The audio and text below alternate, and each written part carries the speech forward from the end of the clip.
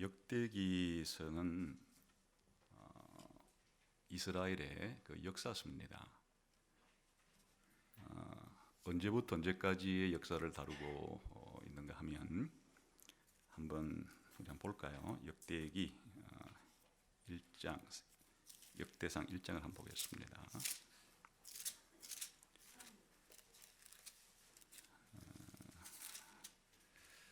한번 1절 읽고 같이 보겠습니다. 시작. 아담, 셋, 에노스, 게난, 마할랄렛, 야렛. 누구부터 시작합니까? 아담부터 지금 족보가 시작이 되고 그 다음에 역대하 마지막 장을 보겠습니다. 역대하 36장.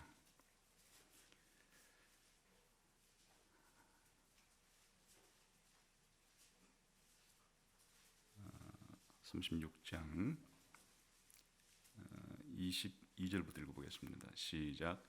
바사의 고레스 왕 원년에 여호와께서 예레미야의 입으로 하신 말씀을 이루시려고 여호와께서 바사의 고레스 왕의 마음을 감동시키시며 그가 온 나라에 공포도 하고 조소도 내리 이르되 바사 왕 고레스가 이같이 말하노니 하늘의 신 여호와께서 세상 만국을 내게 주셨고 나에게 명령하여 유다 예루살렘에 성전을 건축하라 하셨나니 너희 중에 그의 백성된 자는 다 올라갈지어다. 너희 하나님 여호와께서 함께 하시기를 원하노라 하였더라. 역대기 하의 마지막은 고레스 칙령이라 그래서 페르시아죠. 이제 페르시아가 바벨론을 정복을 했기 때문에 이제 이스라엘 사람들이 바벨론 사람들에게 나라가 망해가지고 이제 바벨론으로 상당수 지도자들이 다 끌려갔거든요. 근데 70년 만에 이제 그 바벨론이 무너졌어요. 그리고 새롭게 세워진 페르시아의 첫 번째 왕이 이제 본국으로 돌아갈 사람들은 돌아가서 무너진 성전을 건축해도 좋다 하는 말로 이제 끝을 맺고 있어요. 그러니까 이때는 이스라엘이 바벨론에 망한 때가 주전 586년 혹은 7년이니까 70년 뒤면은 이제 주전 517년 혹은 8년 정도 그때의 역사가 이제 끝이 나고, 그러면 이 역대기라고 하는 이스라엘의 역사책은 그 언제 기록이 된 걸까요? 이렇게 이제 바벨론 포로 시기가 끝나고 다시 귀환을 하는 거죠. 그 중에 일부들이 이제 귀환을 해가지고 다 돌아오지는 않아요. 바벨론에 계속 남아 있는 사람도 있고 이제 다시금 이스라엘 땅으로 예루살렘으로 돌아온 사람들이 있는데 이제 돌아온 사람들 중에서 이 역사책을 쓴 거죠. 그러니까 아직도 나라는 망해 있는 상태에 있어요. 여전히 페르시아의 제국의 이제 식민지로 있지만은 이제 상당히 호전됐죠. 다시 고국으로 돌아와 가지고 무너진 성전을 이제 재건할 수 있는 그런 호기가 찾아왔고 또 이제 성전도 이제 건축을 해요. 그러면 이제 문제는 앞으로 어떻게 살아야 될 건가? 바벨론 포로로부터 돌아온 우리의 미래는 앞으로 어떻게 될 건가? 어떻게 살아야 우리가 나라가 망해본 경험도 있고 아직도 나라는 망한 중에 있는데 어떻게 살아야 된단 말인가? 이제 하는 것을 말해주기 위해서 이 역대기라고 하는 역사서를 쓰게 된 거죠. 그런데 아까 아담부터 시작했지만은 이제 실질적으로 이제 주로 다루는 내용은 언제부터 이제 다루는가 하니까 이제 9장까지는 그냥 족보예요. 쭉 아담부터 이스라엘 12지파에 대한 족보고 이제 실질적으로 이제 역사를 기술하는 것은 언제부터 기록하는가 하면 다윗 왕 때부터 시작하는 거예요. 우리 한번 역대상 10장을 봅시다.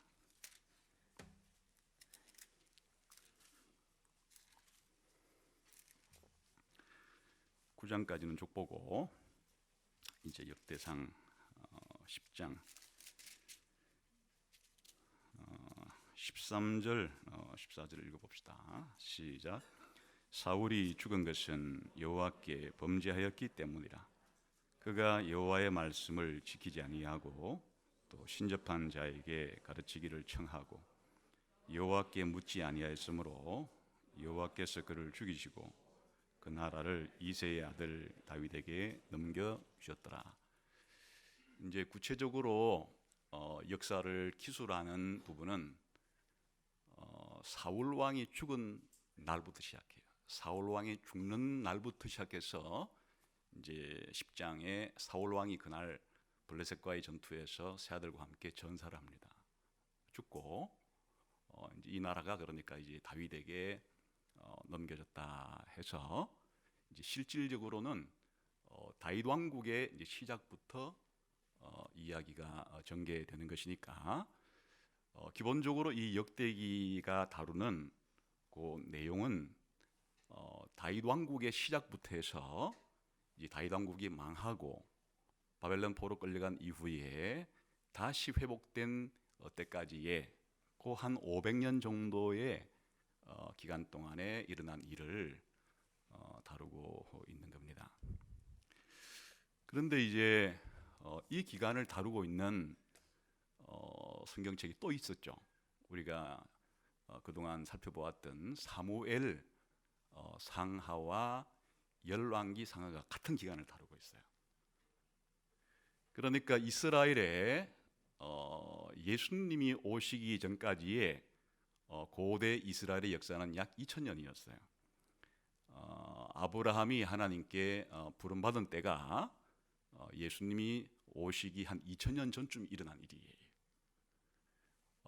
그러니까 이제 이 구약 성경이라고 하는 우리가 가지고 있는 이 책은 이스라엘의 역사책인데 고대 이스라엘의 역사책이에요. 예수님이 오시기 이전까지의 역사책이에요. 아브라함이 부름받는 이야기가 언제부터 시작되는가 하니까 창세기 12장부터 이제 시작이 돼요. 그러니까 창세기부터 구약성경 말라기까지 전체 이야기는 예수님 오시기 이전 약 2000년 동안의 이스라엘의 역사를 기록해 놓은 것이다. 그런데 이제 이 이스라엘의 역사를 좀 시대를 구분해 보게 되면 아브라함 때부터 모세가 부름받을 때까지를 크게 그냥 나눴을 때 한 500년쯤 되는 거예요. 그럼 이제 출애굽기는 한 500년쯤 지나고 모세가 하나님께 부름을 받아가지고 이스라엘이 나라를 만드는 이야기예요. 그게 이제 그 나라를 만들고 가나안 땅에 들어가서 그 다음에 사사들이 살았던 시기까지 이야기가 이제 사사기 룻기까지 이야기죠. 그 다음에 다윗 왕을 기점으로 이제 또 다윗은 한 주전 1000년쯤 부름받아요. 그때부터 이스라엘 왕국이 한 400년 지탱이 되니까 그냥 크게 계산하면 한 500년 정도 그렇게 왕국이 지탱되다가 이제 586년경에 망했으니까 한 500년의 시기 동안에는 그 나라가 망한 상태에서 그렇게 예수님이 올 때까지 이어져요.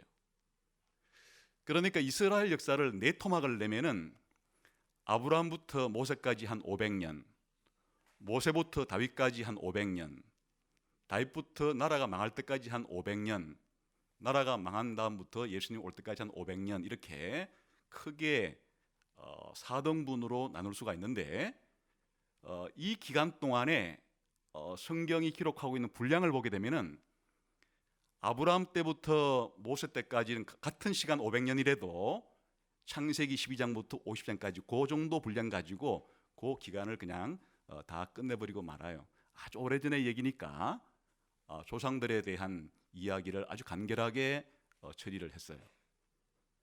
그 다음 모세 때부터 다윗 때까지의 한 500년의 기간이 출애굽기부터 그야말로 사사기까지의 성경은 다 그 기간 동안 얘기예요. 근데 주로 언제 얘기가 중심이 되어 있는가 하니까 한 500년의 기간이긴 하지만 주로 이 모세가 이스라엘 백성을 애굽에서 이끌고 나와서 가나안 땅에 들어가기 직전까지가 그의 출애굽기, 레위기, 민수기, 신명기 네 권 전부가 그 한 80년 이야기니까 아주 초창기 때 얘기예요. 여호수아서라는 것은 그 다음에 가나안 땅 정복하는 이야기니까 거의 모세 때부터 다윗 때까지 이야기도 골고루 수술되는 게 아니고 출애굽에서 가나안 땅에 들어가는 모세와 여호수아를 중심으로 초기 때 이야기가 상세하게 기록이 되어 있고, 나머지 한 400년의 이야기는 사사기를 통해서 그냥 계속 죄를 지으면 하나님께 벌받고 또 회개하고 도와달라 그러면 하나님 또 사사 보내주고 이런 이야기를 그냥 사이클식으로 그렇게 해서 이제 끝을 낸 거예요. 그런데 이 다윗 때부터 다윗 왕국이 망할 때까지 이야기는 상세히 기록이 돼. 그것도 두 권의 책을 통해서 사무엘서와 열왕기서를 묶으면 그냥 이렇게 이제 지금 굉장히 그 성경이 네 권인 것 같아도 실제로 사무엘 상하, 열왕기 상하가 전부 다 바로 이 다윗 때부터 나라가 망할 때까지의 그 이스라엘 한 500년의 역사를 다루고 있는 역사책이 한 권이 있고, 또 이렇게 같은 기간을 역대기라고 하는 성경책을 통해 또 한 번 그렇게 기록을 한 거예요. 그리고 바벨론 포로에서 돌아온 다음의 이야기는 에스라와 느헤미야, 에스더서에서 그 앞부분만 간단히 기록이 되어 있으니까 2000년의 이스라엘 역사 가운데 가장 성경이 집중적으로 조명을 하고 집중적으로 기록하는 기간은 어느 기간이에요? 바로 이 다윗 왕국 때 기간이에요. 이 기간 자체는 이중으로 이중의 역사책을 통해서 그렇게 기록을 하고 있다. 그 이야기는 이 기간이 중요하기 때문에 하나님께서 이 기간을 통해서 다른 기간을 통해서도 말씀을 하시지만 이게 구약 이스라엘 역사의 정점이기 때문에 그래요. 이 정점의 역사가 바로 성전을 건축하는 이야기가 이스라엘 역사의 정점이 되는 거예요. 그래서 이런 구조로 이제 구약 성경이 기록이 돼 있다. 그런데 그 기간을 그냥 사무엘 상하와 열왕기 상하를 통해서 한번 기록했으면 됐을 텐데 왜 또 다른 같은 기간을 다루는 다른 역사책이 필요한가? 그것은 예수님의 그 일대기를 보면 힌트를 얻을 수가 있죠. 예수님의 생애는 지상 생애가 약 30년 정도 아주 짧은 생애였지만은 예수님의 그 짧은 생애를 다루는 성경책은 4권이나 되는 거예요. 마태, 마가, 누가, 요한복음을 통해서 4방면에서 예수님의 생애를 집중 조명하는 것은 그만큼 중요하기 때문에 다각도로 예수님의 그 30년의 생애가 가지고 있는 의미를 그렇게 총체적으로 보여주기 위해서 4종류의 예수님에 대한 일종의 전기가 4권이 된 것처럼 구약의 2000년 이스라엘 역사 가운데서도 이 다윗 왕국 기간, 이 기간이 어떻게 세워지고 어떻게 망했고 이제 망하고 난 다음 이후에 어떻게 살아가야 될지에 대한 이 기간이 엄청 중요하기 때문에 이 기간을 다루는 2권의 역사책이 기록이 되었다. 이렇게 보시면 되겠죠. 그러면 관점이 다른 거예요. 같은 역사 서술의 대상이라 할지라도 어떤 관점을 가지고 보느냐에 따라서 역사를 기록하는 것은 전혀 내용이 달라지게 되는 것이에요.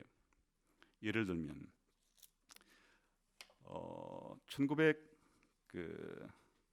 1950년에 일어난 한국 전쟁이라고 하는 한 3년 정도 있었던 남북한 사이에 전쟁이 벌어졌다라고 하는 이 역사적인 사실에 대해서 남한 사람들이 기록한 그 역사책하고 북한 사람들이 기록한 역사책은 같은 사건을 다루지만 보는 관점이 다르기 때문에 상당히 내용이 달라요. 미국 사람들이 한국 전쟁을 바라보고 쓴 역사책과 중국 사람들이 한국 전쟁을 바라보고 쓴 역사책도 관점이 또 달라요. 자기들의 입장에서 그 사건을 보기 때문에 같은 사건이라도 그 사건에 대한 해석이 다르다, 적용이 다르다. 그래서 수많은 역사책이 같은 시기를 다루는 책들이 많이 있는 것이에요. 그러니까 이스라엘이라 다윗 왕국이라고 하는 이 한 고대의 왕국이 어떻게 세워졌다가 어떻게 망했다가 어떻게 다시 이제 회복이 되는가의 이 문제에 있어서도 하나님은 적어도 두 가지의 다른 관점으로 이 사건을 바라볼 것을 말씀하고 계신다라고 이해하면 되는 거예요. 사무엘 상하와 열왕기 상하에서 다루는 것은 초점이 왜 망했는가예요.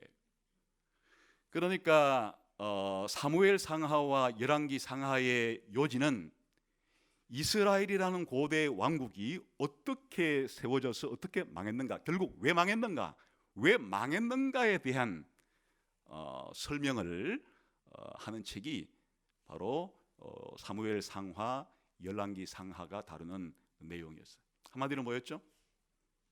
하나님의 말씀에 불순종해서 그렇다. 이것이 이제 주된 설명이었어요.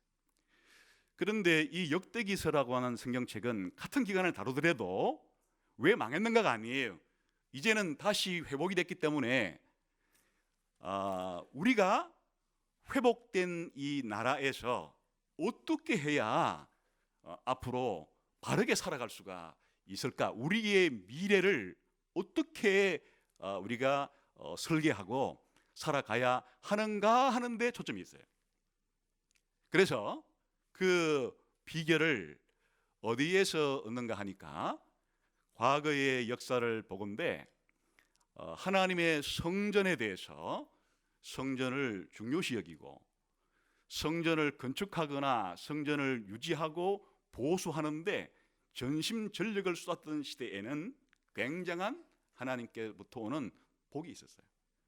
그러나 나라가 망하기 전이라 할지라도 이 성전에 대한 태도가 불순하거나 성전에 대한 이 무시와 성전 관리를 소홀히 하고 했던 그 당대의 왕들과 시대는 엄청난 그런 역경과 심판이 수시로 있었던 사실들을 그렇게 보여줌으로써 결론은 앞으로 우리가 가야 할 방향은 지금 우리가 살펴보았던 역사와 같이 하나님이 약속한 다윗 왕권의 핵심은 성전을 건축하는 것에 있기 때문에 이 하나님의 가장 중요한 명령이었던 혹은 약속이었던 이 다윗 언약에 포함된 이 성전에 대한 태도를 우리가 앞으로 바르게 해야 된다. 그래야 우리에게 미래가 있다. 라고 해서 주로 이 성전 중심으로 그렇게 기록을 한 거니까 둘 다 하나님 중심으로 살아간다는 것은 맞아요. 이 사무엘 상하와 열왕기서는 하나님 중심으로 산다는 말은 하나님의 말씀을 중심으로 사는 거예요. 그러나 역대기서가 보여주는 하나님을 중심으로 산다는 이야기는 바로 하나님의 집인 성전을 중심으로 산다는 이야기. 같은 이야기인데 약간의 관점이 다르죠. 그래서 이 두 가지의 역사책이 하나님께서 우리들로 하여금 하나님을 중심으로 산다고 할 때 어떻게 살아야 하나님 중심으로 산다는 말인가 하는 것을 알 수 있도록 해주시는 것이에요. 우리들은 지금 이 역대기서를 이 정도의 위치에 이렇게 이제 편정을 해서 역대기서가 사실은 그렇게 중요하지 않은 것처럼 느껴져. 왜 중요하지 않은 것처럼 느껴지는가 하니까 뭐 기본적인 얘기는 다 어디 한번 있었어요? 앞에 그 열왕기에 다 있었던 얘기니까 그냥 역대기는 그 열왕기서에 그냥 부록 정도로 이렇게 뭐 있어도 그만 없어도 그만 이런 식으로 생각을 하던 사람들이 있어서 그렇게 주목을 많이 하지 않았던 성경책이기도 해요. 그런데 이스라엘 유대인들에게는 사실 이 역대기가 어찌 보면 창세기 다음으로 중요한 성경책이에요. 왜 그런 거 하니 이스라엘 유대인들이 보는 성경의 이 편집 순서는 역대기가 그들의 성경의 제일 끝에 있어요. 그러니까 이제 같은 성경책인데 편집 순서를 우리 기독교인들은 역대기를 지금 이렇게 열왕기 다음에 또 에스라 그 사이에 이렇게 요 책을 넣어서 이렇게 편집을 해서 보고 있지만은 지금도 유대인들이 보고 있는 유대인들의 그 성경은 성경의 내용은 똑같은데 보는 순서가 역대기가 제일 끝에 있다. 그래 창세기부터 성경을 보다가 어디에서 성경이 끝나는가 하니까 역대기에서 끝나는 거예요. 창세기가 유대인들이 보는 구약 성경의 시작이라면 역대기는 유대인들이 보는 성경의 결론 부분이에요. 그러니까 상당히 좀 의미가 있죠. 이 역대기를 시작할 때 어디부터 시작했어요? 아담부터, 창세기에 나오는 아담부터 시작을 해서 자기들의 역사로 이어오는 것이에요. 그래서 역대기는 사실 구약 성경을 총 결론 맺는 책이에요. 구약 성경 전체를 요약하고 결론을 맺는 책인 동시에 이것이 이제 앞으로 신약 성경을 바라보게 하는 그런 가교와 같은 역할을 하는 그런 성경책이기도 하다. 그러니까 굉장히 중요하다는 얘기예요. 한번 중요성은 알았으니까요. 역대기라고 하는 이 책이 어떻게 그러면 구조를 가지고 있는가 하면 크게 역대기는 세 부분으로 나눌 수가 있는데 아까 보았듯이 역대기상 1장부터 9장까지 무슨 얘기가 기록됐습니까?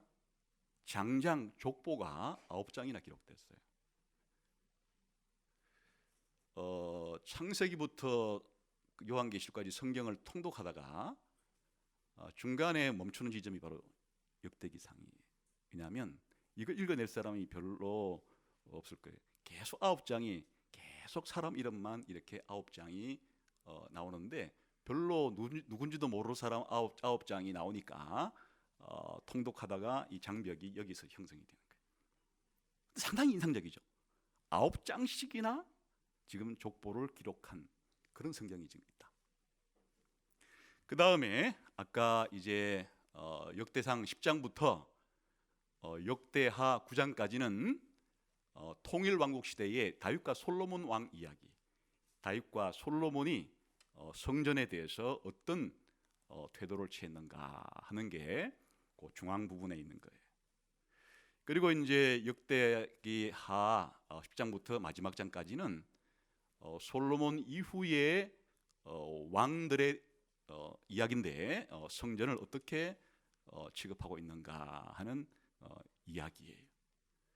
그런데 비중으로 볼 때 다윗과 솔로몬 두 사람에 대한 이야기가 나머지 18명의 왕들에 대한 이야기보다 기록 분량이 더 많아요. 그 이야기는 그만큼 이 두 사람이 무엇을 했는가 하는 이야기가 중요하다는 얘기예요.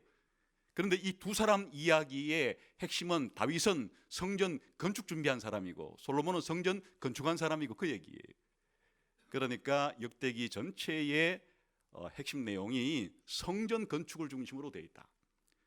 그러니까 다윗은 성전 건축을 준비한 사람이고 솔로몬은 성전을 건축한 사람이고 나머지 18명의 왕들은 건축된 성전을 유지하고 관리하는 일에 있어서 어떻게 했는가 하는 것을 통해서 우리가 앞으로 어떻게 살아야 되는가 하는 것을 말해주려고 하는 성경책이 바로 역대기서다 그런 뜻이에요.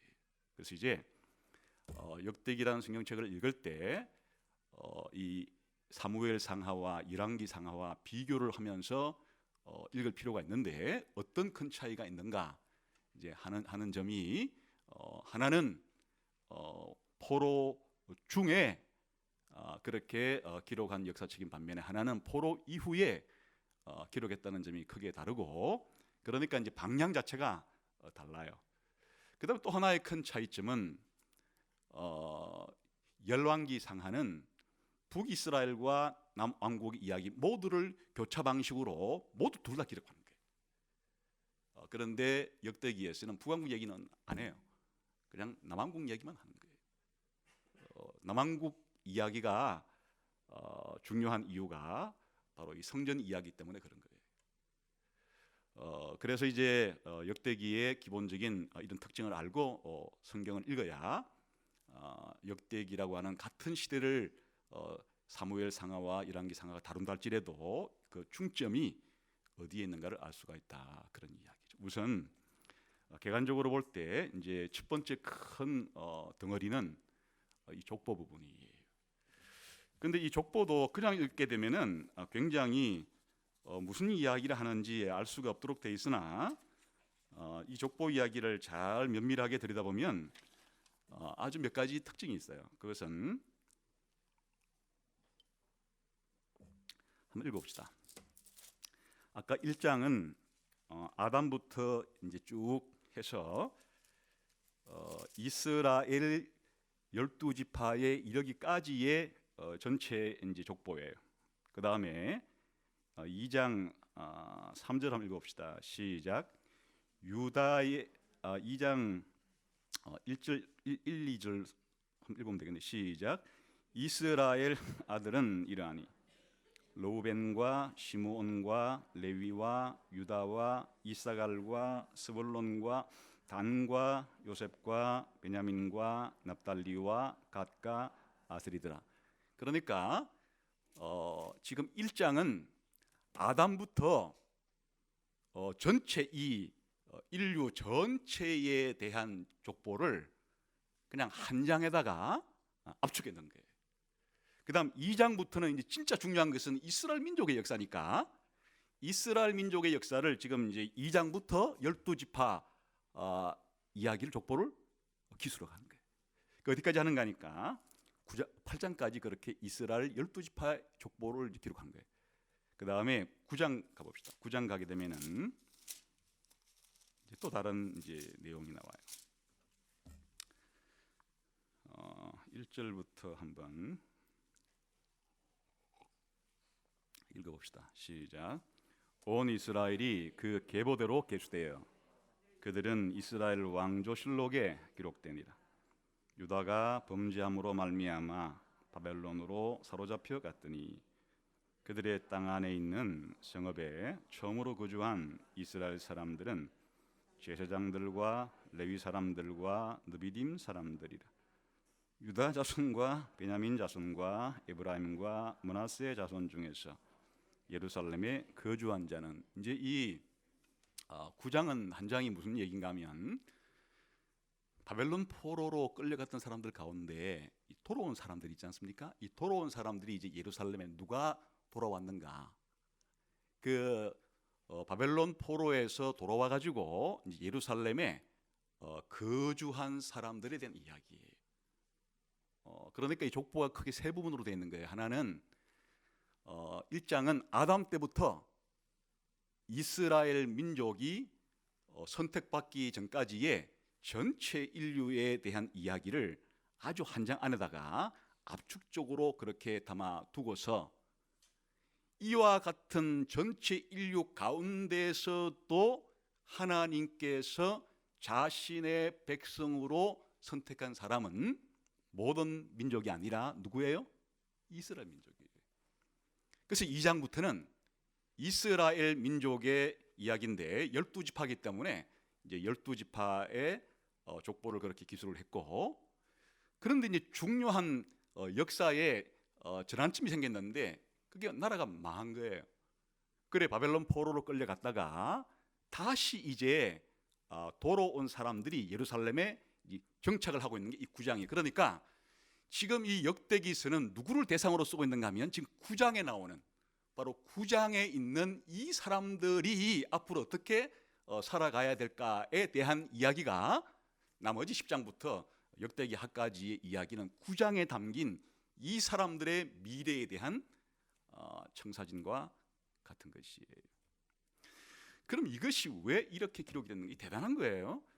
우리가 족보를 기록할 때 지금 여러분이 성씨가 있는데 이 성씨가 옛날부터 있었던 건 아니죠. 대개 이제 고려 시대쯤 왕건이가 선심 쓰듯이 막 지방 토들에게 성씨를 막 하사해요. 그래 이 가운데 대다수의 성씨들은 그때 이제 성씨를 부여받았어요.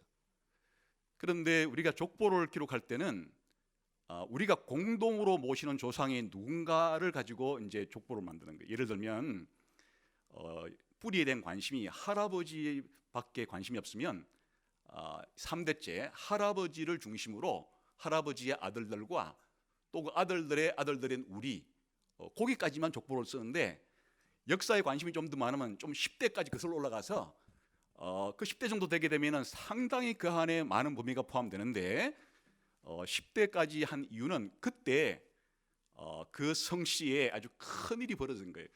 아예 지역 자체를 다른 지역으로 이주를 해가지고 그때부터 우리가 이곳에서 살았는데 이곳으로 이사 온 우리 할아버지가 이때부터다 하면 이제 그때부터 족보를 기록하면 그 안에 있는 사람들은 또 다 하나가 되는 거예요. 아예 성씨를 거슬러 올라가서 우리 성씨 자체의 최초의 이 성을 가지고 우리 성씨를 만든 사람이 누군가 하게 되면 엄청난 사람들이 다 거기에 들어가게 되겠죠. 그러니까 족보라는 것은 그 족보에 기록된 최초의 인물, 그 시조를 중심으로 우리가 모두 하나다 하는 사실을 그렇게 확인하기 위해서 이제 족보를 만드는 거예요. 근데 요즘은 족보에 관심이 없죠. 하나가 되고 싶은 사람들이 없어요. 하나가 되고 싶은 사람들이 없다고요. 그러니까 그냥 내 관심이 할아버지 할머니도 뭐 멀리 살게 되면 없고 그냥 아빠 엄마가 내 뿌리에 전부인 상태에서 뿌리는 아빠 엄마고 가지는 자기고 그러니까 그 적어도 자기 성씨에 대한 뿌리 정도를 생각하게 된다면 상당히 몇백 년의 역사를 거슬러 올라가서 우리 성씨가 저 중국에 있던 사람이 건너와 가지고 왕건한테 하사를 받아 가지고 우리 집안이 이렇게 시작이 됐는데 우리 성씨 백씨 가운데 이런 사람이 유명해? 백남준. 이렇게 함으로써 갑자기 나하고 별로 관계가 없던 사람인데 이 백씨 족보가 형성이 됨으로써 굉장히 남준 씨가 저하고 친근하게 굉장히 친근하게 이렇게 다가옴으로써 이 족보에 대한 생각이 있다고 하는 것은 시간적으로 내 의식을 아주 수직적으로 먼 조상에까지 거슬러 올라가게 할 뿐 아니라 현재 살고 있는 또 정치계에 경제계에 백씨들이 예술계에는 어떻게 분포가 되었나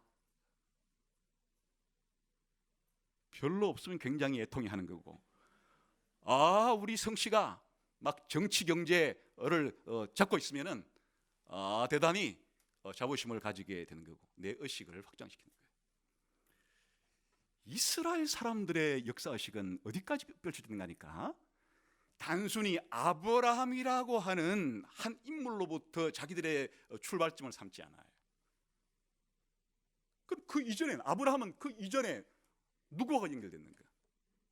이스라엘 사람들의 역사의식은 자신들의 뿌리는 직접적인 뿌리는 아브라함이지만 그 아브라함의 뿌리 자체가 아담부터 내려오는 다시 말하면 그 아담을 창조한 이가 하나님이시기 때문에 이스라엘 사람들이 생각하는 역사는 하나님이 이 우주 만물의 창조자이시고 하나님이 창조한 그 아담 때부터 우리의 역사가 연결되어 있다고 하는 생각을 가지고 살아가는 거예요.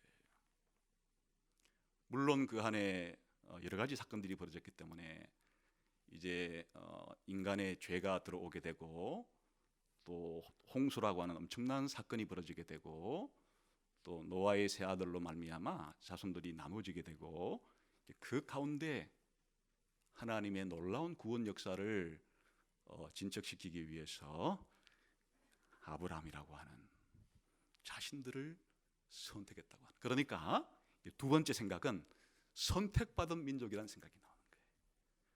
하나님께서 만든 아담 이래로 모든 인간들이 아담의 후손으로서 하나의 차이도 없는, 그렇게 모두가 우리는 아담의 후손으로 똑같아 이렇게 할 수가 없고, 그 가운데 하나님이 특별히 자기 백성으로 선택한 선민, 하나님께 선택받은 민족이라고 하는, 하나님께 부름받은, 이것이 강조가 되는 거예요.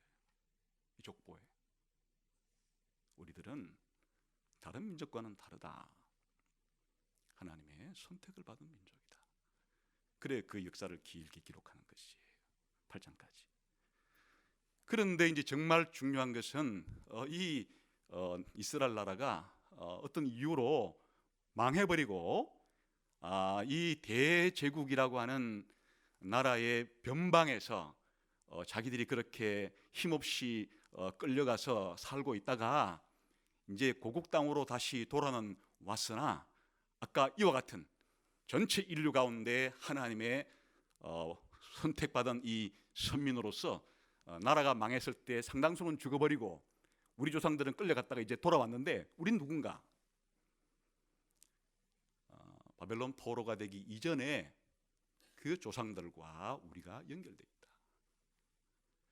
우리가 앞으로 살아가야 되는 삶은 바벨론 포로 있기 이전에 조상들의 삶과 유리된 게 아니라 그들의 삶과 연결되어 있고, 우리가 앞으로 해야 될 것과 하지 말아야 할 것들에 대한 기본적인 거울을 우리의 조상들에게서 찾을 수가 있다. 그러니까 이 9개 장에는 많은 이야기들이 이 속에 들어있는, 이 외에도 많은 이야기들이 들어있는데 기본적으로 하나님 백성들이 가지고 있어야 되는 이런 역사 의식을 얼마나 중요한가를 보여주는 거예요.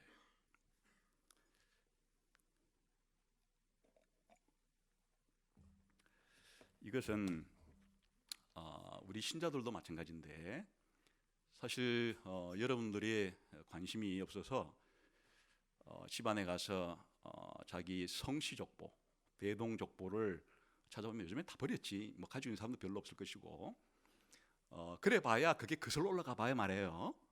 얼마 안 거슬러 올라가요. 그 자기 성씨의 족보라는 게 거의 대다수의 사람들은 거의 고려시대 초에 다 끊겨요. 그 밑에 끊긴 사람도 많죠. 조상들이 천민이었다가 돈 주고 산 사람들은 뭐 어디까지 거슬러 올라가겠어요. 그러니까 우리의 인간적인 자연적인 족보라는 것 자체가 그렇게 길지 않아요. 근데 왜 우리 기독교인들은 지금 3000년 전에, 적어도 2500년쯤 전에 유대인들이 기록했던 이런 역사서를 읽어야 되는가? 영적으로 우리 교회는 말이에요, 이스라엘 사람들이 우리의 조상들이에요. 예수님이 오시기 이전의 유대인들은 한 나라로서의 국가로서의 유대인이기도 하지만 신앙적인 면에서는 그들이 바로 교회예요. 예수님 오시기 이전에 살았던 교회예요. 그러니까 구약 성경의 이스라엘의 역사는 한민족의 한 일원인 나하고 관계없는 게 아니라, 내가 기독교인이 되는 순간부터는 구약 성경의 이 족보가 바로 나의 족보인 거예요. 바로 예수 믿는 나의 족보이고 우리 교회의 족보이기도 하다. 그러므로 우리 기독교인들이 세상을 살아갈 때 가지고 있는 역사의 뿌리는 어디까지 거슬러 올라가는 거니까, 예수님께로만 거슬러 올라가는 게 아니고 예수님을 뚫고 저 유대인들까지, 아브라함까지 거슬러 올라가는 것이고, 아브라함을 뚫고 노아까지, 노아를 뚫고 아담까지로 거슬러 올라가는 역사의 시초부터 내 관심사가 있어야 하고, 내가 바로 그러한 뿌리를 가지고 있는 한 인간이고 또 신앙인이라고 하는 그런 생각을 가지고 살아가야 된다. 그래야 뿌리가 깊어서 아무리 바람이 쳐도 내 신앙이 견고해지는 거예요. 이렇게 교회의 뿌리를 바르게 알게 되면 지금 이 시간에 예배를 드리고 있는 이 서교동과 합정동의 이 근방에 있는 다른 교파의 성결교나 침례교나 그런 교파의 교회들도 우리와 교파가 다르다고 해서 그들에 대해서 우리가 관심이 없거나 무시할 존재들이 아니라 전부 다 같은 뿌리를 공유하고 있는 교회라고 하는 하나의 한 공동체라고 하는 사실을 알게 돼요. 이 근방에 있는 교회들만이 아니고 지금 중국에 있거나 미국에 있거나 북한 땅에 있거나 모든 교회 성도들은 내가 한 울타리라고 생각할 수 있는 교회라는 범위 속에 있는 사람들이다. 그러니까 내가 뿌리 없이 그냥 날아다니는 깃털 같은 존재가 아니라 내가 한 사람의 기독교인이 되는 순간부터 나의 정체성은 어마어마하게 넓어지는 거예요. 아담까지 확장이 되고 전 세계에 있는 예수 믿는 모든 사람이 전부 다 우리 집안이다 라고 하는 의식을 가지고 우리가 교회 생활을 해야 된다. 근데 오늘날 교회도 자기 교회 이외에는 다른 교회에 대해서는 관심이 없는 개교회 사고방식이 너무 심각하고, 또 개교회 안에서도 성도들은 다른 성도들과의 관계를 별로 중요시 여기지 않고 그 속에 또 그냥 혼자 있는 이런 개인주의적인 이런 신앙은 우리의 신앙의 뿌리를 내리는데 조그마한 바람만 불어도 금방 넘어지고 말지만, 내 뿌리가 어디까지 뻗쳐져 있다는 사실을 안 성도들은 수천 년의 역사 가운데 이 교회가 어떻게 핍박을 받았고 개인 성도들이 어떻게 여러 가지 고난을 받았으나 그들이 하나님과 은혜 가운데 어떻게 다시 일어서고 회복되는지를 알면, 지금 나에게 부딪히는, 나에게 다가오는 이러한 어려움과 이런 것들이 내가 그렇게 막 혼비백산해가지고 그냥 기급해가지고 이럴 문제가 아니라 이미 수천 년 동안에 지금도 수많은 사람들이 함께 겪고 있는 신앙인으로서의 공통의 문제라는 것을 알게 되면은 문제를 이해하는, 진단하는 방식도 달라지게 되고 이 진단에 대해서 어떻게 내가 살아가야 될까에 생각하는 해결책도 달라지게 됩니다. 그래서 저는 이 역대기상의 족보를 읽을 때 기쁨이 생겨요. 엄청난 희열이 느껴져요.